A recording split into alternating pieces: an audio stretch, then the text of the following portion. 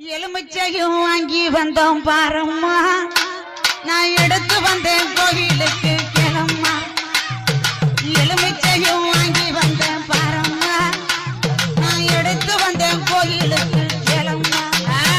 நான் கனி மாலை கொண்டு வந்தேன் பாரம்மா, என் காளியவ கழுத்தில் சூட வந்தோம். ஆத்தா மடப்புறத்து மடப்புறத்து